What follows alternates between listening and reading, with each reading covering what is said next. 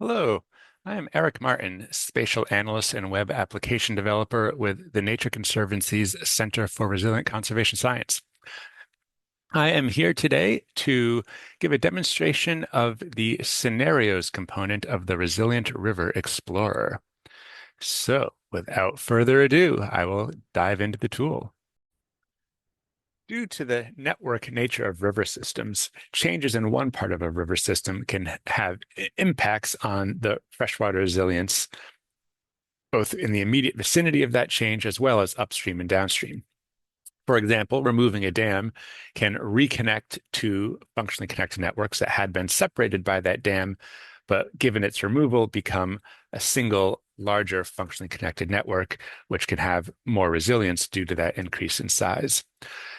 The Scenarios tab is designed to allow users to estimate how a given dam removal could change the resilience scores in that area, both upstream and downstream. So I'm going to give a demonstration of this.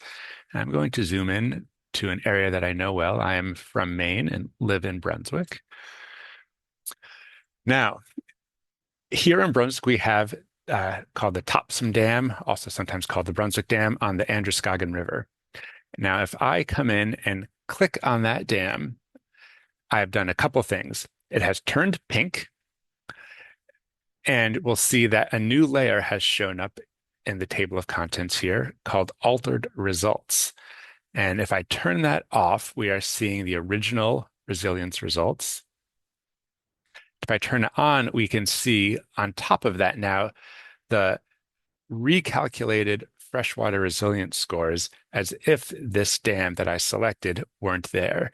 So we've now reconnected these networks. And you'll see that while the score just upstream did not change much, elsewhere within the functionally connected networks, there were changes. So now what had been two separate networks has become one network. And these scores are showing that the additional length created by removing this dam has bumped some of these units from this lighter blue, which is slightly above average, to a darker blue, in some cases far above average. So by increasing that length, we're not just changing the resilience scores immediately around the dam, but there's this network effect by recombining these FCNs. I can continue this process and look at dams in a series. So if I click on the next upstream dam here, Pajipscut Dam, we can see, so now what had been three separate networks, one, two, three, by removing these two dams have now become one large functionally connected network.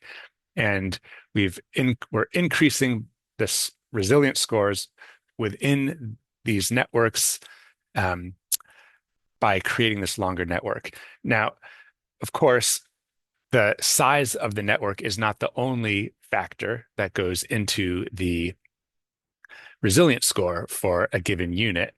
So some of these other units could have condition issues, for example, that are preventing the score from going up.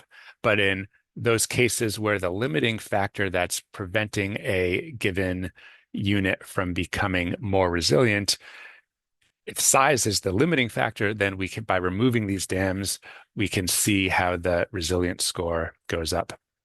I'll also note that on the left here, we've got the adjusted size for the recombined network as I'm removing these barriers. So I can continue moving upstream. And again, if I turn off the results, it can be a little bit easier to see.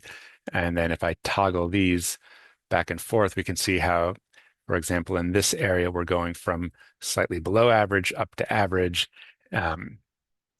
So this is a nice way to get an estimate for how a dam removal could improve the resilience of a given area based on an increase in network length. I'd also like to note a couple of quick caveats. First, as the note says here, Many dams provide important services and aren't all appropriate candidates for removal. So this is really, and specifically, this example I'm giving here in Maine, a demonstrative example, not an endorsement of removing any of these dams necessarily. Um, Also, it's worth noting that these scores or the altered scores are based on the change to the size only. Um, for example, if the removal of a dam would also ameliorate downstream flow alteration, we're not currently evaluating that change as part of the scenarios tool. That's something that we would like to include in the future, along with other potential conservation actions and modeling how those actions, for example, a floodplain restoration, could improve the resilience of a river system.